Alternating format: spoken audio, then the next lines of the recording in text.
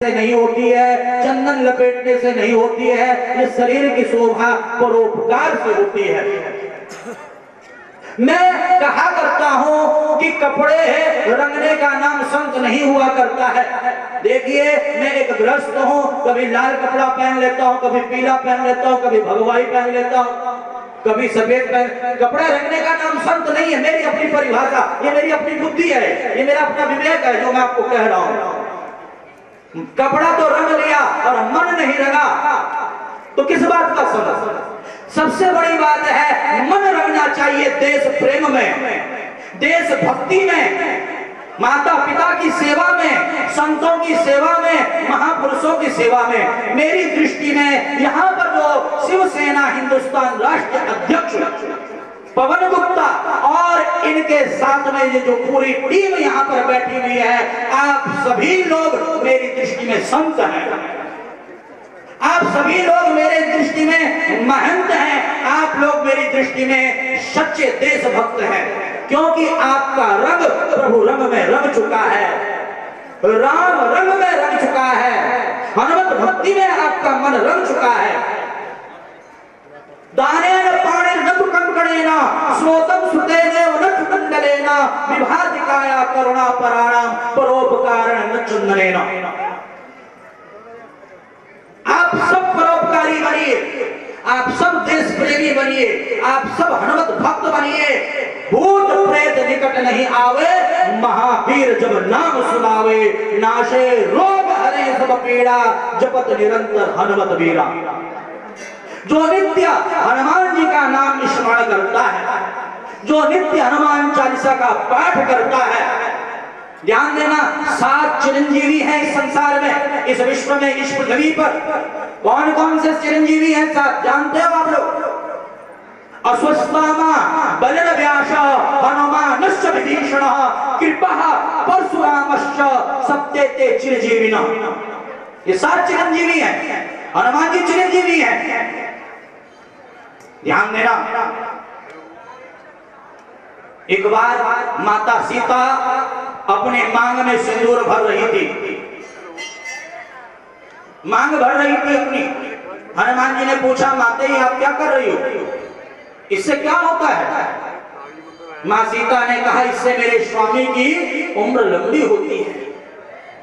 हनुमान जी तुरंत गए और अपने पूरे शरीर पर सिंदूर लपेट करके आकर के खड़े हो गए। माता सीता हंसने लगी, राम जी हंसने लगे, सारे हंसने लगे। तो हनुमान, ये तुमने क्या कर दिया, पूरे शरीर पर सिंदूर ही सिंदूर लगा दिया।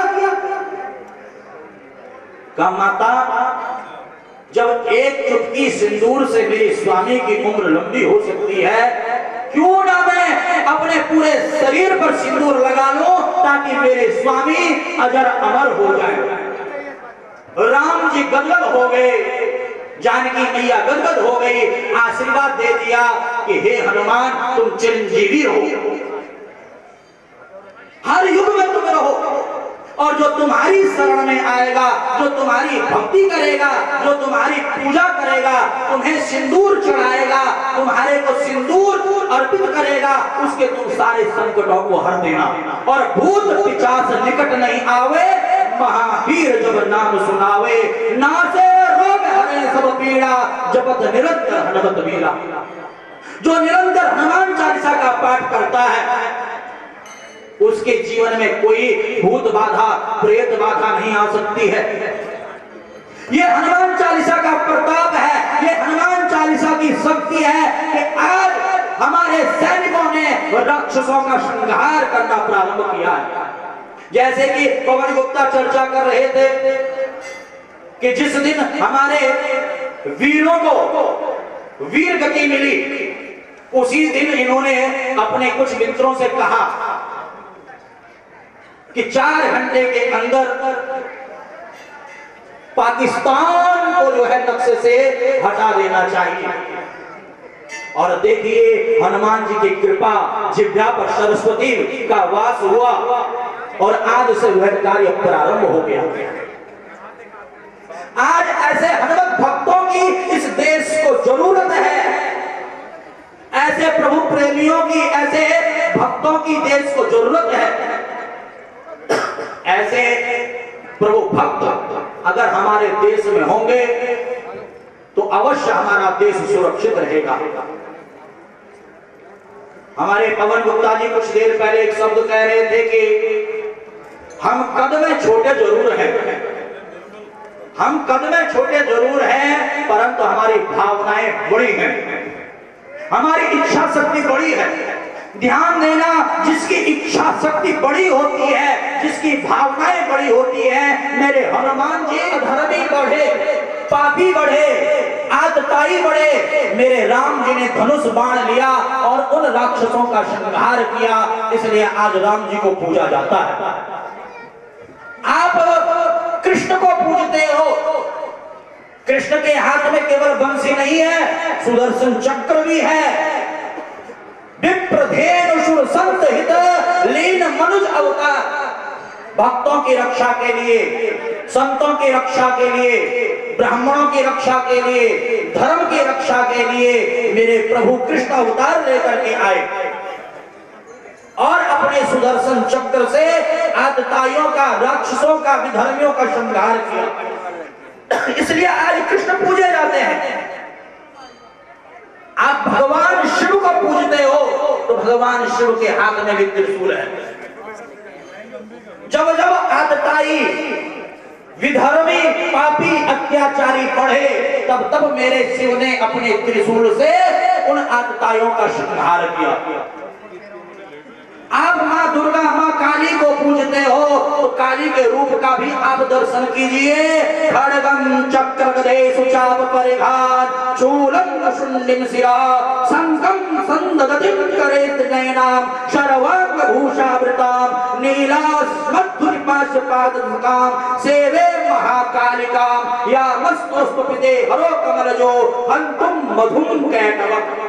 माँ काली, माँ दुर्गा के हाथ में भी खड्ग है, चक्र है, गदा है, त्रिशूल है, आतताइयों का, विधर्मियों का संहार करती है। इसलिए माँ काली के मंदिर में आप एकत्रित हो और माँ जगदम्बा, माँ काली की आप पूजा करते। ध्यान देना, अगर आप भी पूजित होना चाहते हो, समाज आपको याद रखे, आने वाले आपकी पीढ़ी आपको याद रखे, आपके बच्चे आपको याद रखे, देश आपको याद रखे, तो आपको धर्म की रक्षा के लिए अस्त्र और शस्त्र और शास्त्र के साथ साथ शस्त्र की भी जरूरत है। संजीव जी जब आए तो उनके हाथ में फरसा, अरे बड़ा सुंदर रूप इनका महाराज, ऐसा लग रहा था जैसे साक्षात परशुराम जी आ गए हैं। आज ऐसे परशुराम, ऐसे फरसाधारी, अस्त्र शस्त्रधारियों की आवश्यकता। आप मुसलमानों के घरों में चले जाओ महाराज, आपको असले की कमी नजर नहीं आएगी। हर मुस्लिम के घर में अस्त्र शस्त्र रखा हुआ है, और हिंदू के घरों में चले जाओ महाराज, एक लाठी तक नहीं होगी, एक डंडा तक नहीं होगा, है कि नहीं? बताओ जरा। प्रत्येक हिंदू को चाहिए अपने घर में अस्त्र शस्त्र रखे, तभी जाकर के देश आपको याद रखेगा, दुनिया आपको याद रखेगी, समाज आपको याद रखेगा। मैं आप सभी को हृदय से बहुत बहुत आशीर्वाद देता हूँ। ध्यान देना, भागवत कथा करता हूँ, माइक जब मेरे पास होता है तो 5-5, 6-6 घंटे बोलता हूँ, तो परंतु यहाँ पर मर्यादा है। क्यों गुप्ता जी? नहीं, यहाँ पे मर्यादा है, तो मर्यादा को रखते हुए मैं आप सभी को बहुत बहुत आशीर्वाद देता हूं। ठाकुर जी से प्रार्थना करता हूं कि हमारे शिवसेना हिंदुस्तान के जितने भी सैनिक हैं, सभी को बल मिले, सभी को शक्ति मिले, हनुमान जी की कृपा सबके ऊपर हो। और ये जो आज 11वां महोत्सव यहाँ पर मनाया जा रहा है, ये वीर शहीदों के लिए है। यहाँ पर जो भी आप चढ़ावा चढ़ा रहे हो, दान चढ़ा रहे हो, ये दान वीर शहीदों को जाएगा। और मेरे मन में बैठे बैठे गुप्ता जी भाव आया, देखिए ब्राह्मण का कार्य हमेशा दान लेना होता है। ब्राह्मण के पास देने के लिए कुछ नहीं होता, केवल आशीर्वाद होता है। ब्राह्मण आशीर्वाद देता है, सुखी भव, चिरंजीवी भव, यशस्वी भव, तेजस्वी भव, पराक्रमी भव, विजयी भव। तो जितने भी आशीर्वाद होते हैं मैं सब आपको देता हूं। और साथ ही साथ वीर शहीदों के निमित्त 2000 रुपया मेरी जेब में पड़ा हुआ है, अगर ज्यादा होता तो ज्यादा दे देता। जो हो जाएगा वो मैं शिवसेना हिंदुस्तान राष्ट्रीय अध्यक्ष हमारे पवन गुप्ता जी को समर्पित करूंगा, ताकि मेरा भी योगदान, मेरा भी अंशदान कुछ उन शहीदों तक पहुंचे।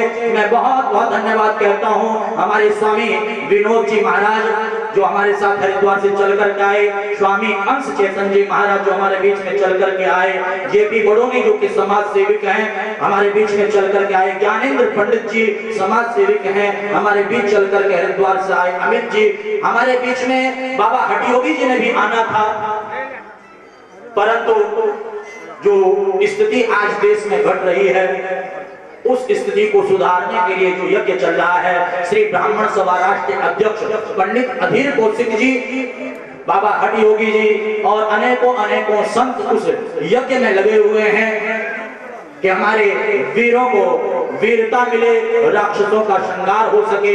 उनके प्रतिनिधि स्वरूप यहाँ पर जो संत आए हुए हैं उनके चरणों में मैं वंदन करता हूँ। आप सभी को बहुत बहुत शुभकामनाएं देता हूँ। इसी प्रकार से आप हनुमान भक्ति करते रहो। शरदे भवन्तु सुखिनः, शरदे सन्तु निरामयः, शरदे भद्राणि पश्यन्तु मा कश्चित् दुःख भाग् भवेत्। सबका कल्याण हो, सबको शक्ति मिले, बल मिले और सद्बुद्धि मिले, देश प्रेम का भाव आपके हृदय में जागृत हो। ये पंजाब की भूमि है, इसकी प्रशंसा में ज्यादा क्या करूं, ये तो स्वयं ही प्रशंसित है। अगर पंजाब की भूमि नहीं होती तो हमारा देश सुरक्षित नहीं होता, क्योंकि पंजाब ने ऐसे ऐसे वीरों को दिया है जिन्होंने इस देश की रक्षा के लिए वीर गति प्राप्त की है। आप सभी इस पंजाब की भूमि से परिचित हो, क्योंकि यहाँ के लाल हो। तो मैं ज्यादा न कहते हुए आप सभी को बहुत बहुत वंदन आशीर्वाद देता हूँ।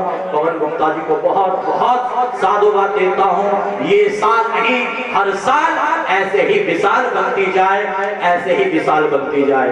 बोले वृंदावन बिहारी लाल की जय, जय श्री राधे कुंज बिहारी श्री हरिदास। नमः पार्वती पते हर हर महादेव। जय बजरंगे।